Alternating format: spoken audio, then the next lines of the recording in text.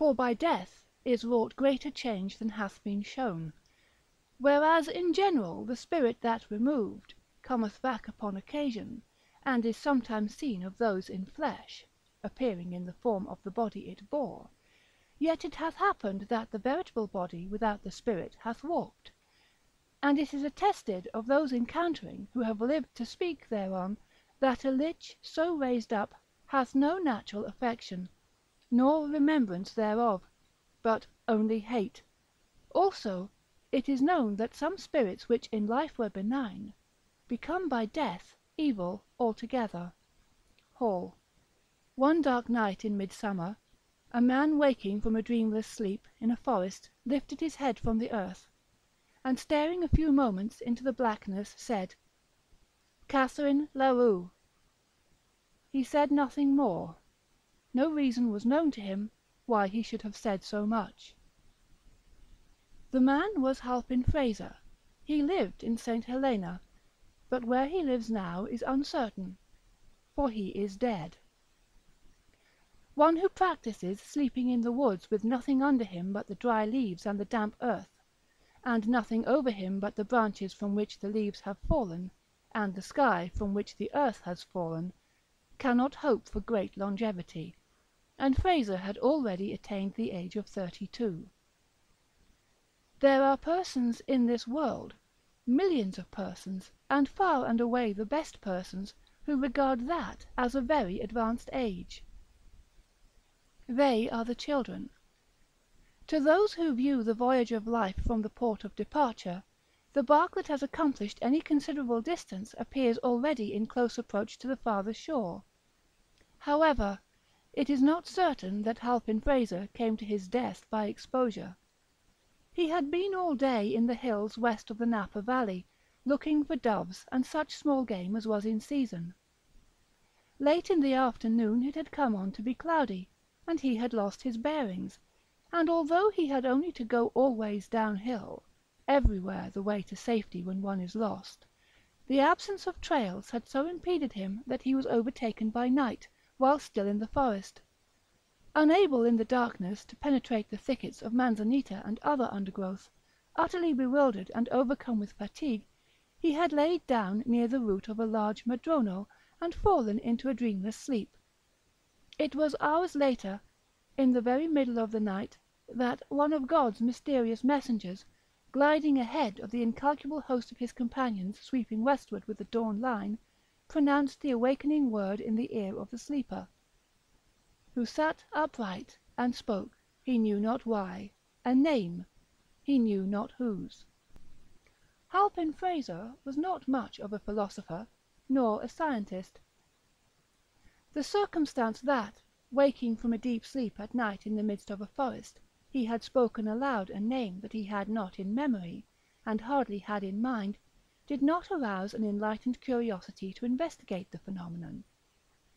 He thought it odd, and with a little perfunctory shiver, as if in deference to a seasonal presumption that the night was chill, he lay down again and went to sleep. But his sleep was no longer dreamless. He thought that he was walking along a dusty road that showed white in the gathering darkness of a summer night. Whence and whither it led, and why he travelled it, he did not know, though all seemed simple and natural, as is the way in dreams. For in the land beyond the bed, surprises cease from troubling, and the judgment is at rest. Soon he came to a parting of the ways. Leading from the highway was a road less travelled, having the appearance, indeed, of having been long abandoned, because, he thought, it led to something evil. Yet he turned into it without hesitation, impelled by some imperious necessity.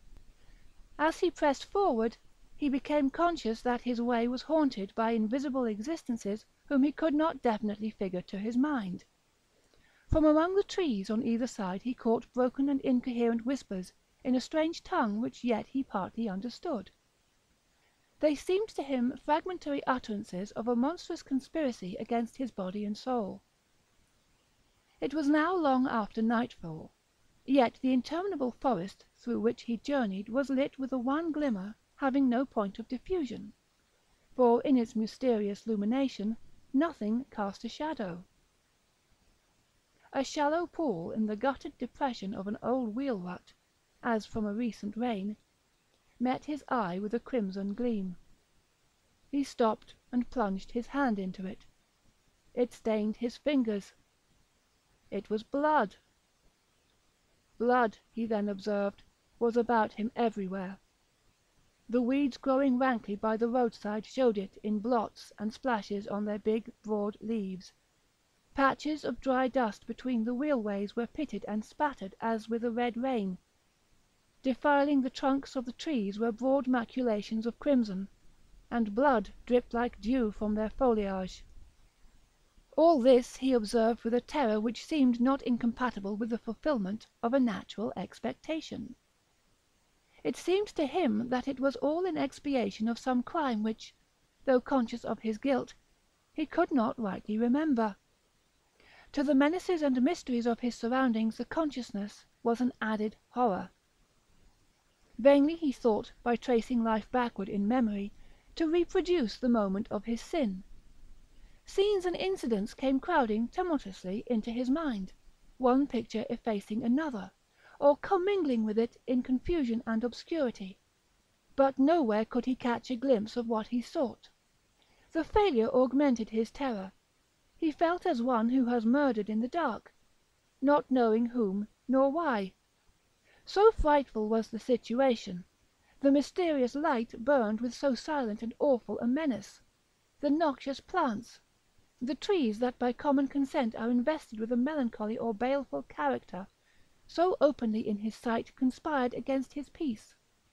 From overhead and all about came so audible and startling whispers, and the sighs of creatures so obviously not of earth, that he could endure it no longer, and with a great effort to break some malign spell that bound his faculties to silence and inaction, he shouted with the full strength of his lungs. His voice, broken, it seemed, into an infinite multitude of unfamiliar sounds, went babbling and stammering away into the distant reaches of the forest, died into silence, and all was as before. But he had made a beginning at resistance, and was encouraged. He said: "I will not submit unheard. There may be powers that are not malignant travelling this accursed road. I shall leave them a record and an appeal. I shall relate my wrongs, the persecutions that I endure. I, a helpless mortal, a penitent, an unoffending poet." Halpin Frayser was a poet only as he was a penitent, in his dream. Taking from his clothing a small red leather pocket-book, one half of which was leaved for memoranda, he discovered that he was without a pencil. He broke a twig from a bush, dipped it into a pool of blood, and wrote rapidly. He had hardly touched the paper with the point of his twig, when a low, wild peal of laughter broke out at a measureless distance away, and, growing ever louder, seemed approaching ever nearer. A soulless, heartless, and unjoyous laugh, like that of the loon, solitary by the lakeside at midnight. A laugh which culminated in an unearthly shout close at hand, then died away by slow gradations, as if the accursed being that uttered it had withdrawn over the verge of the world whence it had come. But the man felt that this was not so, that it was near by, and had not moved. A strange sensation began slowly to take possession of his body and his mind. He could not have said which, if any, of his senses was affected. He felt it rather as a consciousness, a mysterious mental assurance of some overpowering presence, some supernatural malevolence different in kind from the invisible existences that swarmed about him, and superior to them in power. He knew that it had uttered that hideous laugh, and now it seemed to be approaching him, from what direction he did not know, dared not conjecture. All his former fears were forgotten or merged in the gigantic terror that now held him in thrall. Apart from that, he had but one thought: to complete his written appeal to the benign powers who, traversing the haunted wood, might some time rescue him if he should be denied the blessing of annihilation. He wrote with terrible rapidity, the twig in his fingers rilling blood without renewal. But in the middle of a sentence, his hands denied their service to his will, his arms fell to his sides, the book to the earth, and powerless to move or cry out, he found himself staring into the sharply drawn face and blank dead eyes of his own mother, standing white and silent in the garments of the grave. In his youth, Halpin Frayser had lived with his parents in Nashville, Tennessee. The Fraysers were well-to-do, having a good position in such society as had survived the wreck wrought by civil war. Their children had the social and educational opportunities of their time and place, and had responded to good associations and instruction with agreeable manners and cultivated minds. Halpin, being the youngest and not over-robust, was perhaps a trifle spoiled. He had the double disadvantage of a mother's assiduity and a father's neglect. Frayser père was what no southern man of means is not, a politician. His country, or rather his section and state, made demands upon his time and attention so exacting that to those of his family he was compelled to turn an ear partly deafened by the thunder of the political captains and the shouting, his own included. Young Halpin was of a dreamy, indolent, and rather romantic turn, somewhat more addicted to literature than law, the profession to which he was bred. Among those of his relations who professed the modern faith of heredity, it was well understood that in him the character of the late Myron Bayne, a maternal great-grandfather, had revisited the glimpses of the moon, by which orb Bayne had in his lifetime been sufficiently affected to be a poet of no small colonial distinction. If not specially observed, it was observable that while a Frayser who was not the proud possessor of a sumptuous copy of the ancestral poetical works, printed at the family expense and long ago withdrawn from an inhospitable market, was a rare Frayser indeed. There was an illogical indisposition to honour the great deceased in the person of his spiritual successor. Halpin was pretty generally deprecated as an intellectual black sheep, who was likely at any moment to disgrace the flock by bleating in metre. The Tennessee Fraysers were a practical folk, not practical in the popular sense of devotion to sordid pursuits, but having a robust contempt for any qualities unfitting a man for the wholesome vocation of politics. In justice to young Halpin, it should be said that while in him were pretty faithfully reproduced most of the mental and moral characteristics ascribed by history and family tradition to the famous colonial bard, his succession to the gift and faculty divine was purely inferential. Not only had he never been known to court the muse, but in truth he could not have written correctly a line of verse to save himself from the killer of the wise. Still, there was no knowing when the dormant faculty might wake and smite the lyre. In the meantime the young man was rather a loose fish anyhow.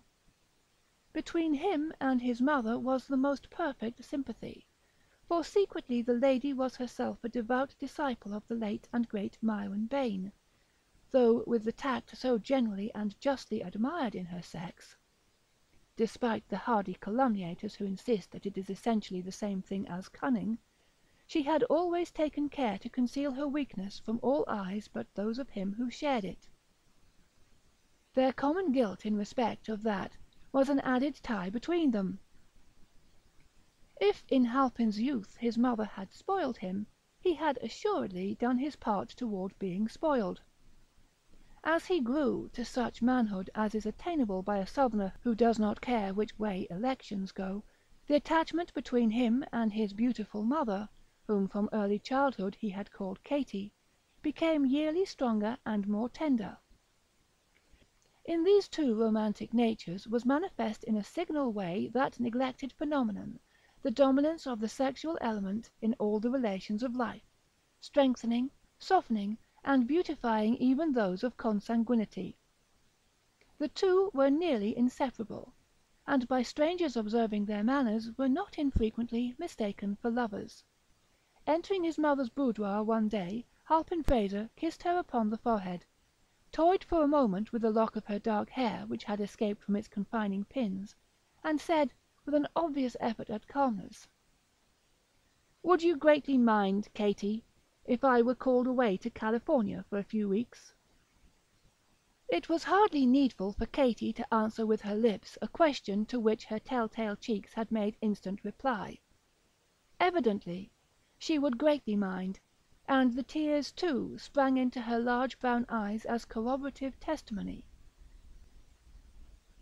"Ah, my son," she said, looking up into his face with infinite tenderness, "I should have known this was coming. Did I not lie awake a half of the night weeping because, during the other half, Grandfather Bain had come to me in a dream, and standing by his portrait, young, too, and handsome as that, pointed to yours on the same wall. And when I looked, it seemed that I could not see the features. You had been painted with a face-cloth, such as we put upon the dead. Your father has laughed at me, but you and I, dear, know that such things are not for nothing. And I saw below the edge of the cloth the marks of hands on your throat. Forgive me, but we have not been used to keep such things from each other. Perhaps you have another interpretation. Perhaps it does not mean that you will go to California, or maybe you will take me with you." It must be confessed that this ingenious interpretation of the dream in the light of newly discovered evidence did not wholly commend itself to the son's more logical mind. He had, for the moment at least, a conviction that it foreshadowed a more simple and immediate, if less tragic, disaster than a visit to the Pacific coast. It was Halpin Frayser's impression that he was to be garrotted on his native heath. "Are there not medicinal springs in California?" Mrs. Frayser resumed before he had time to give her the true reading of the dream. "Places where one recovers from rheumatism and neuralgia. Look, my fingers feel so stiff, and I am almost sure they have been giving me great pain while I slept." She held out her hands for his inspection. What diagnosis of her case the young man may have thought it best to conceal with a smile, the historian is unable to state. But for himself he feels bound to say that fingers looking less stiff, and showing fewer evidences of even insensible pain, have seldom been submitted to medical inspection by even the fairest patient desiring a prescription of unfamiliar scenes.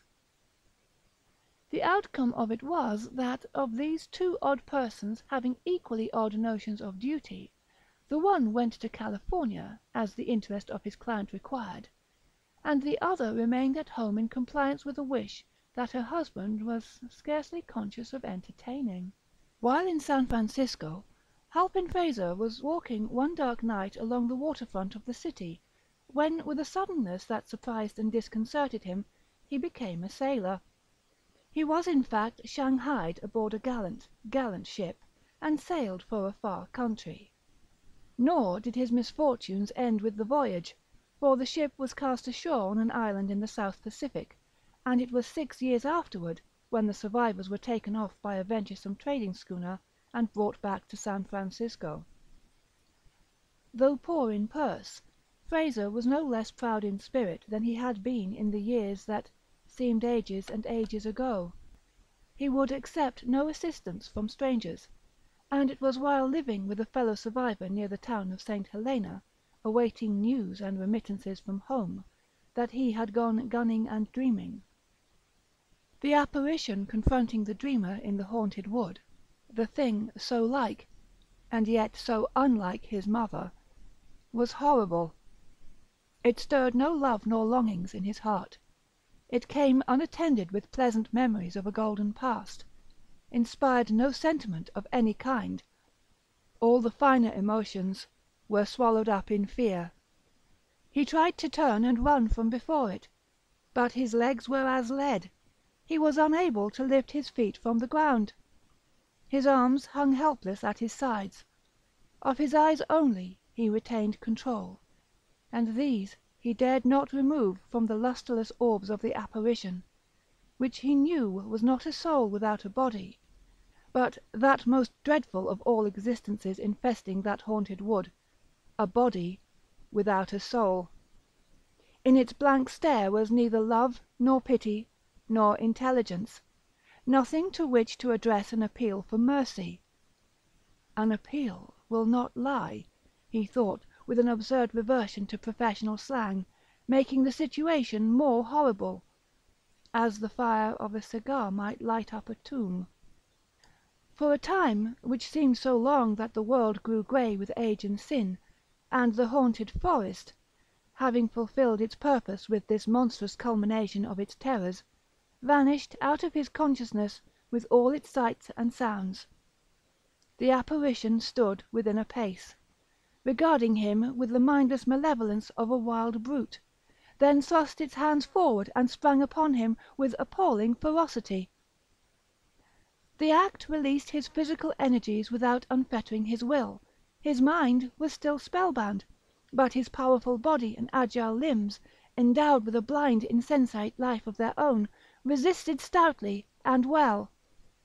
For an instant he seemed to see this unnatural contest between a dead intelligence and a breathing mechanism only as a spectator. Such fancies are in dreams. Then he regained his identity almost as if by a leap forward into his body, and the straining automaton had a directing will as alert and fierce as that of its hideous antagonist. But what mortal can cope with a creature of his dream? The imagination creating the enemy is already vanquished. The combat's result is the combat's cause. Despite his struggles, despite his strength and activity, which seemed wasted in a void, he felt the cold fingers close upon his throat. Borne backward to the earth, he saw above him the dead and drawn face within a hand's breadth of his own, and then all was black. A sound as of the beating of distant drums, a murmur of swarming voices, a sharp, far cry signing all to silence. And Halpin Frayser dreamed that he was dead. A warm clear night had been followed by a morning of drenching fog. At about the middle of the afternoon of the preceding day a little whiff of light vapour, a mere thickening of the atmosphere, the ghost of a cloud, had been observed clinging to the western side of Mount St. Helena, away up along the barren altitudes near the summit. It was so thin, so diaphanous, so like a fancy made visible, that one would have said, "Look quickly, in a moment it will be gone." In a moment it was visibly larger and denser. While with one edge it clung to the mountain, with the other it reached farther and farther out into the air above the lower slopes. At the same time it extended itself to north and south, joining small patches of mist that appeared to come out of the mountainside on exactly the same level, with an intelligent design to be absorbed. And so it grew and grew, until the summit was shut out of view from the valley, and over the valley itself was an ever-extending canopy, opaque and grey. At Calistoga, which lies near the head of the valley and the foot of the mountain, there were a starless night and a sunless morning. The fog, sinking into the valley, had reached southward, swallowing up ranch after ranch, until it had blotted out the town of St. Helena, 9 miles away. The dust in the road was laid, trees were adrip with moisture, birds sat silent in their coverts. The morning light was wan and ghastly, with neither colour nor fire. 2 men left the town of St. Helena at the first glimmer of dawn, and walked along the road northward up the valley towards Calistoga. They carried guns on their shoulders, yet no one having knowledge of such matters could have mistaken them for hunters of bird or beast. They were a deputy sheriff from Napa and a detective from San Francisco, Holker and Jaralson respectively. Their business was man-hunting. "How far is it?" inquired Holker, as they strode along, their feet stirring white the dust beneath the damp surface of the road. "The White Church? Only a half-mile farther," the other answered. "By the way," he added, "it is neither white nor a church. It is an abandoned schoolhouse, grey with age and neglect. Religious services were once held in it, when it was white, and there is a graveyard that would delight a poet. Can you guess why I sent for you, and told you to come armed?" "Oh, I have never bothered you about things of that kind. I've always found you communicative when the time came. But if I may hazard a guess, you want me to help you arrest one of the corpses in the graveyard." "You remember Branscombe?" said Jaralson, treating his companion's wit with the inattention that it deserved. "The chap who cut his wife's throat? I ought. I wasted a week's work on him, and had my expenses for my trouble. There is a reward of $500, but none of us ever got a sight of him. You don't mean to say—" "Yes, I do. He has been under the noses of you fellows all the time. He comes by night to the old graveyard at the White Church." "The devil! That's where they buried his wife." "Well, you fellows might have had sense enough to suspect that he would return to her grave sometime." "The very last place that anyone would have expected him to return to." "But you had exhausted all the other places. Learning your failure at them, I laid for him there." "And you found him?" "Damn it, he found me. The rascal got the drop on me. Regularly held me up and made me travel. It's God's mercy that he didn't go through me. Oh, he's a good one, and I fancy half of the reward is enough for me, if you're needy." Holker laughed good-humouredly, and explained that his creditors were never more importunate. "I wanted merely to show you the ground, and arrange a plan with you," the detective explained. "I thought it as well for us to be armed, even in daylight." "The man must be insane," said the deputy sheriff. "The reward is for his capture and conviction. If he's mad, he won't be convicted."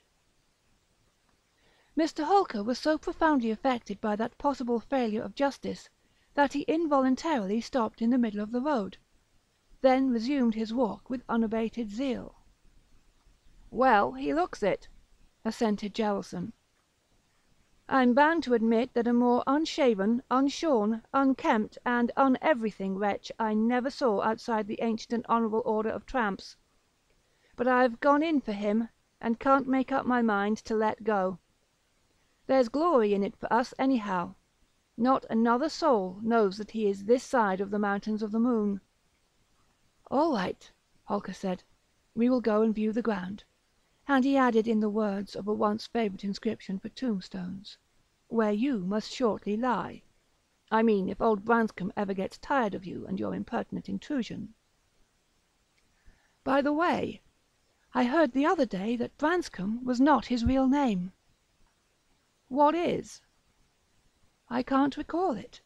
I had lost all interest in the wretch, and it did not fix itself in my memory.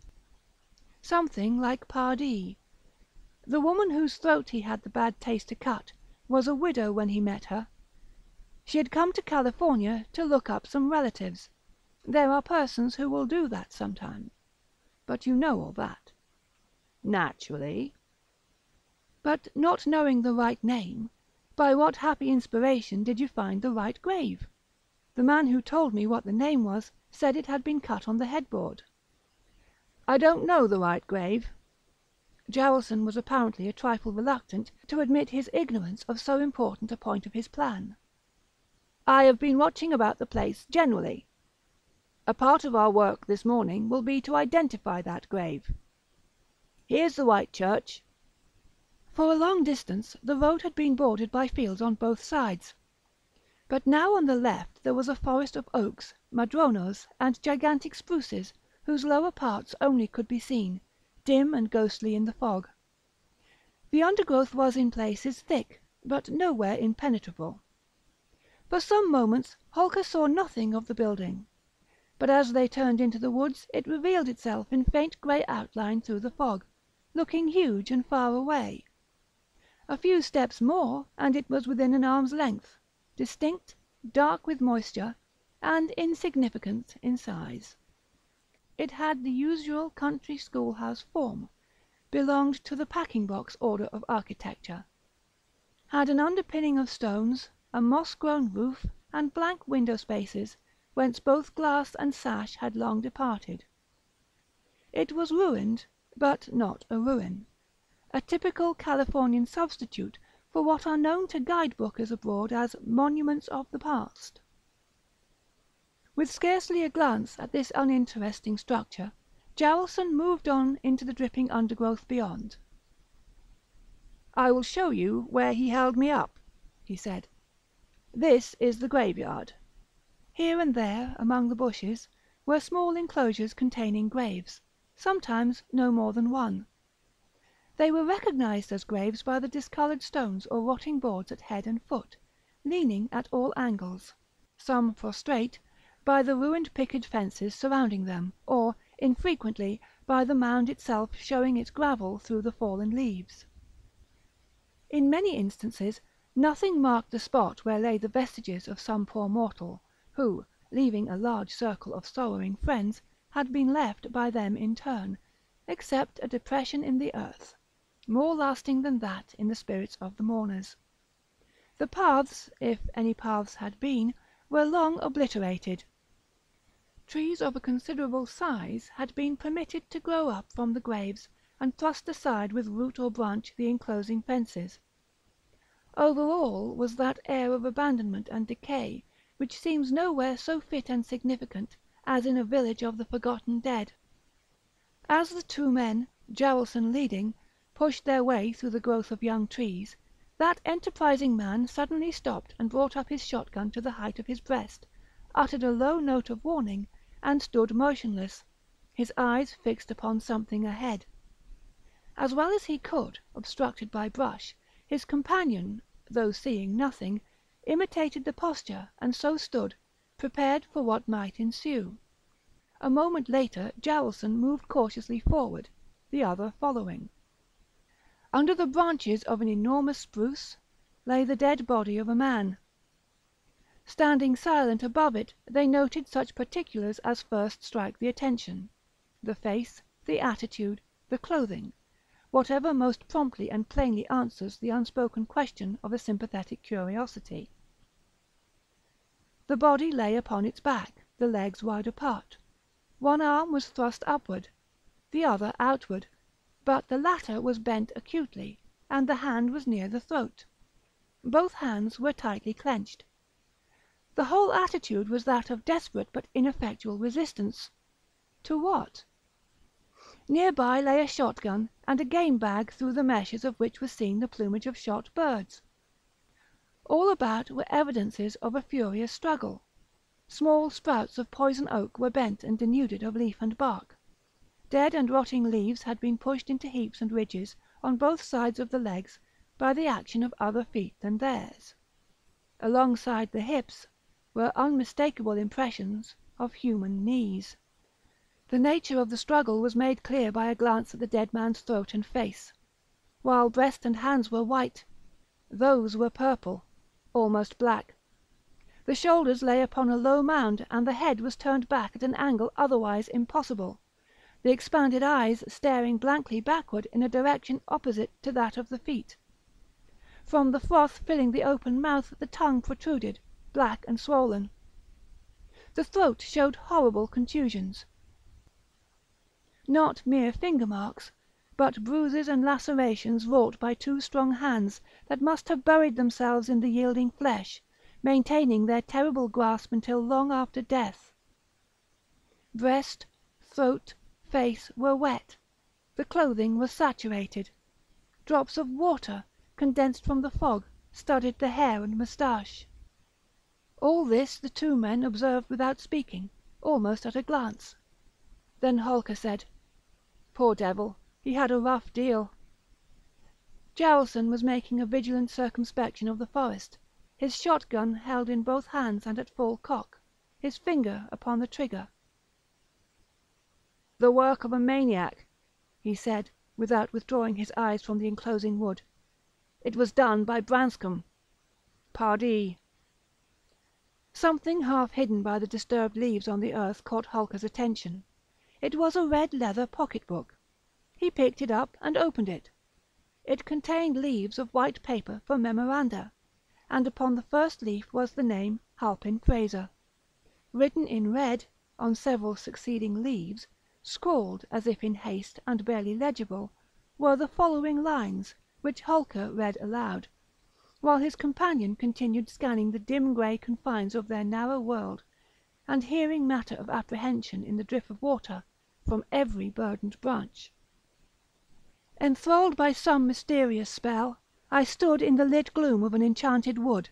The cypress there and myrtle twined their boughs, significant, in baleful brotherhood.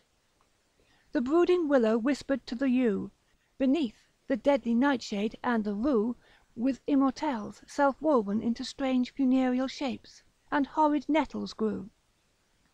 No song of bird, nor any drone of bees, nor light leaf lifted by the wholesome breeze.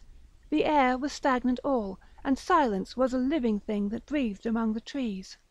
Conspiring spirits whispered in the gloom, half heard the stilly secrets of the tomb. With blood the trees were all adrip, the leaves shone in the witch-light with a ruddy bloom. I cried aloud. The spell, unbroken still, rested upon my spirit and my will. Unsouled, unhearted, hopeless and forlorn, I strove with monstrous presages of ill. At last the viewless... Holker ceased reading. There was no more to read. The manuscript broke off in the middle of a line. "That sounds like Bain," said Jaralson, who was something of a scholar in his way. He had abated his vigilance, and stood looking down at the body. "Who's Bain?" Holker asked, rather incuriously. "Myron Bain, a chap who flourished in the early years of the nation, more than a century ago. Wrote mighty dismal stuff. I have his collected works. That poem is not among them, but it must have been omitted by mistake." "It is cold," said Holker. "Let us leave here. We must have up the coroner from Napa." Jaralson said nothing, but made a movement in compliance. Passing the end of the slight elevation of earth upon which the dead man's head and shoulders lay, his foot struck some hard substance under the rotting forest leaves, and he took the trouble to kick it into view. It was a fallen headboard, and painted on it were the hardly decipherable words, "Catherine Larue." "Larue! Larue!" exclaimed Holker, with sudden animation. "Why, that is the real name of Branscombe, not Pardee! And bless my soul, how it all comes to me! The murdered woman's name had been Frayser." "There's some rascally mystery here," said Detective Jaralson. "I hate anything of that kind." There came to them out of the fog, seemingly from a great distance, the sound of a laugh, a low, deliberate, soulless laugh which had no more of joy than that of a hyena night prowling in the desert. A laugh that rose by slow gradation, louder and louder, clearer, more distinct and terrible, till it seemed barely outside the narrow circle of their vision.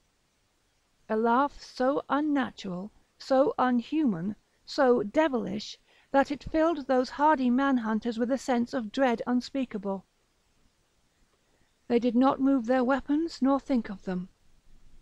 The menace of that horrible sound was not of the kind to be met with arms. As it had grown out of silence, so now it died away. From a culminating shout which had seemed almost in their ears, it drew itself away into the distance, until its falling notes, joyless and mechanical to the last, sank to silence at a measureless remove.